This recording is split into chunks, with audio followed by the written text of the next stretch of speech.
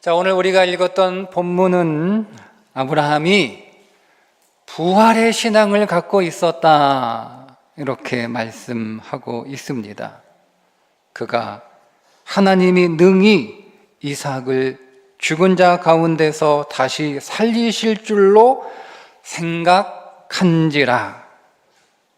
여러분, 그래서 아브라함은 그의 귀한 아들과 함께 모리아 산으로 향할 때 조금도 주저함이 없었습니다. 성경은 아브라함이 이삭을 제물로 드리는 그 과정에서 갈등을 했다는 내용이 나와 있지 않습니다. 아브라함이 슬퍼했다? 아브라함이 힘들어했다? 아브라함이 아파했다? 아브라함이 울었다는 내용 없습니다. 하나님 이건 너무 부당합니다 라고 항의했다는 말씀도 없습니다. 하나님의 그 명령을 철회해달라는 기도도 하지 않았습니다. 오히려 아침 일찍 일어나 그 길을 나섭니다. 창세기 22장 3절에 보시면 아브라함이 아침에 일찍이 일어나 나귀의 안장을 지우고 두 종과 그의 아들 이삭을 데리고 번제에 쓸 나무를 쪼개어 가지고 떠나 하나님이 자기에게 일러주신 곳으로 가더니 번제에 쓸 나무를, 자기 아들을 태워 죽일 그 나무를 자기가 직접 쪼개고 떠났다는 거예요. 여러분, 분위기가 슬픈 분위기인가요? 지금 아브라함이 주저하고 망설이고 있습니까?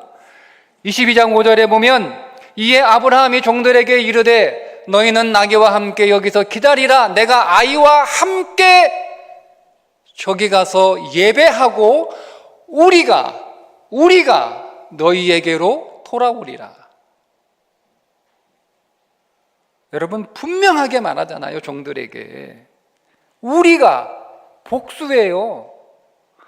이삭을 번제로 드리고 돌아오면 내가 돌아오리라 이렇게 얘기해야 되는데 우리가 돌아오리라. 종들하고 이삭에게 안심시키기 위하여 지금 아브라함이 거짓말을 하고 있는 걸까요?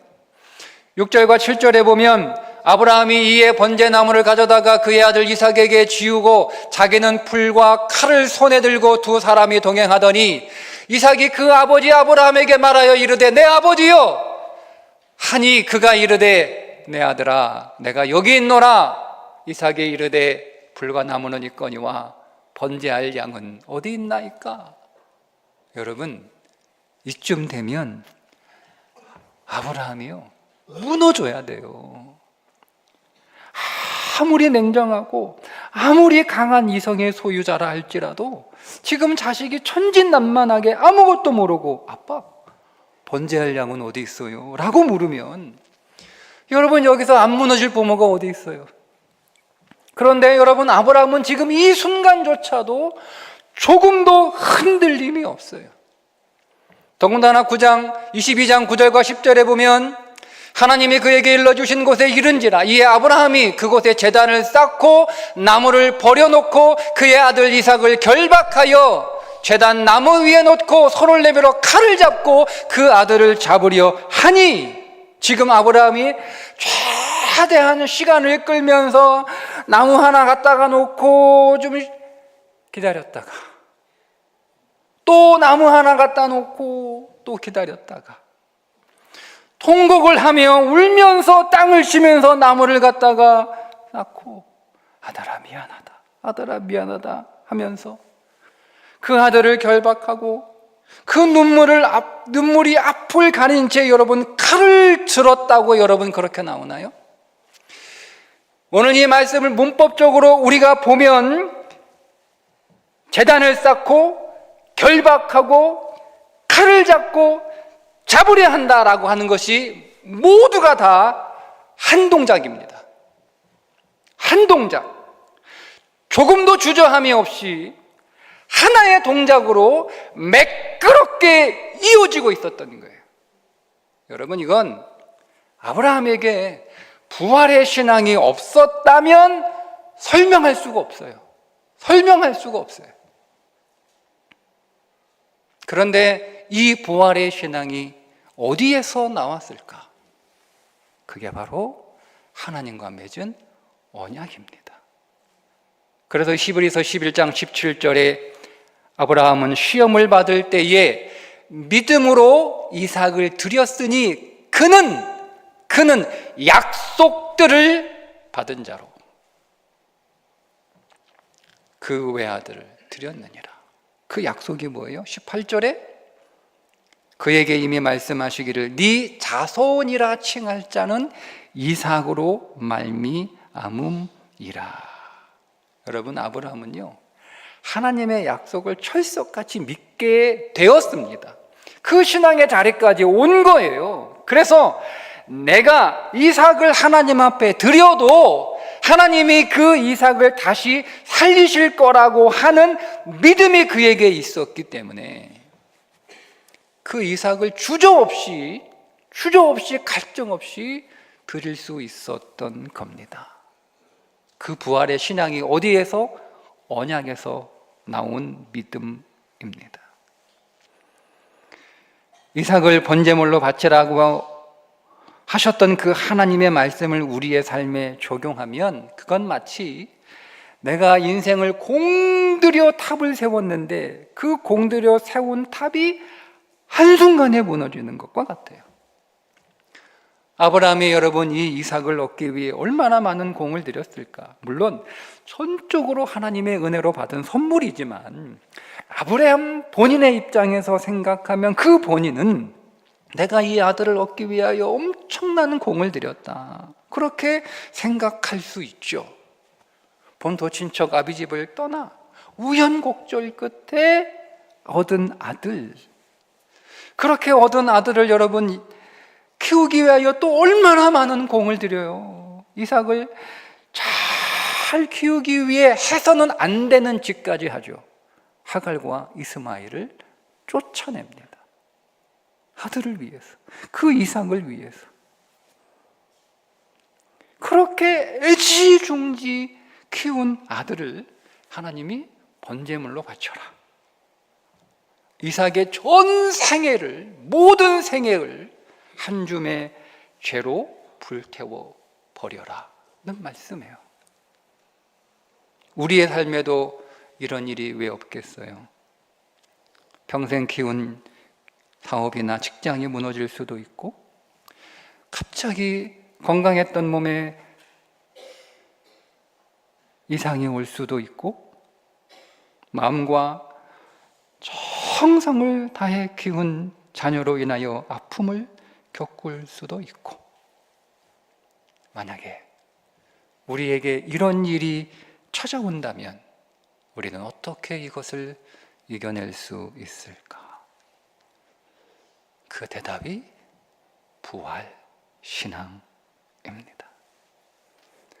부활 신앙으로 이겨낼 수 있습니다.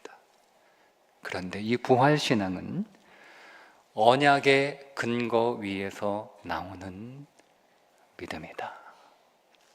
로마서 4장 17절과 18절에 기록된 바 내가 너를 많은 민족의 조상으로 세웠다 하심과 같으니 그가 믿은 바 하나님은 죽은 자를 살리시며 없는 것을 있는 것으로 부르시는 이시니라. 아브라함이 바랄 수 없는 중에 바라고 믿었으니, 바랄 수 없는 중에 믿었다. 무슨 말이에요?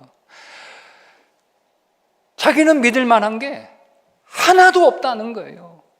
내가 믿을 만한 게 내 삶에, 내 손 안에 하나도 없다는 뜻이에요. 그런데 그에게 믿을 만한 것이 하나 있었는데 그게 바로 언약입니다. 언약. 이삭을 통해 민족을 이루시겠다라고 하는 그 하나님의 언약. 아브라함은 그 언약을 굳게 믿었어요. 세상에 다 흔들리고 세상에 다 무너져도 언약만은 결코 깨지지 않는다라고 하는 그 확신이 아브라함에게 있었어요. 여러분, 그런데 이 언약이 아브라함에게만 주어졌습니까? 우리에게도 변하지 않는 영원한 언약이 있죠. 그게 뭐예요? 하나님이 나의 아빠가 되시고 우리는 그의 사랑받는 자녀. 여러분, 이 언약을 끊을 수 있는 건 세상에 하나도 없다. 사망이나 생명이나 천사들이나 권세자들이나 현재 일이나 장래 일이나 어떤 것도 이 언약을 끊을 수 있는 것은 없다. 여러분의 인생에 지금까지 여러분들이 공들였던 탑이 혹 무너지고 있습니까?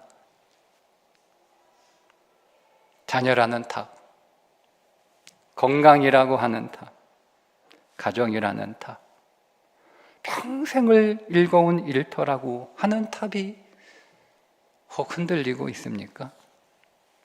아브라함은 칼을 들었을 때 모든 것이 끝났다고 생각하지 않았습니다. 하나님이 다시 살리실 거예요. 이 칼이 그 언약을 파괴할 수 없다. 여러분, 오늘 여러분들도 무너진 탑 위에서 부활 볼 수 있기를 주님의 이름으로 축복합니다. 오늘 부활주일에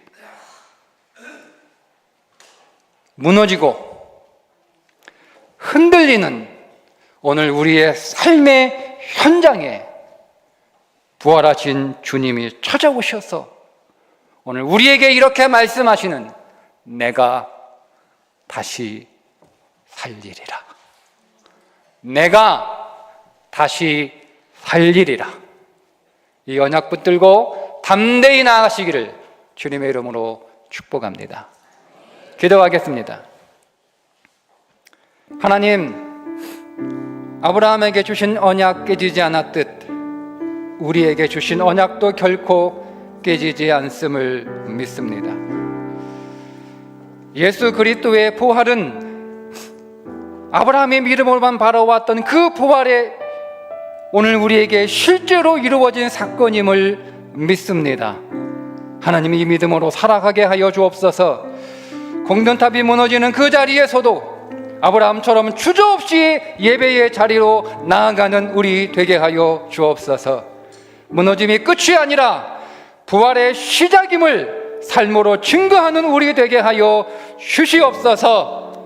이 말씀 붙들고 우리가 한 주간 살아갈 때 어떤 상황에서도 우리가 돌아오리라 담대히 고백했던 그 아브라함의 믿음이 우리의 믿음 되게 하여 주옵소서. 죽음을 이기신 예수 그리스도의 이름으로 기도합니다. 아멘.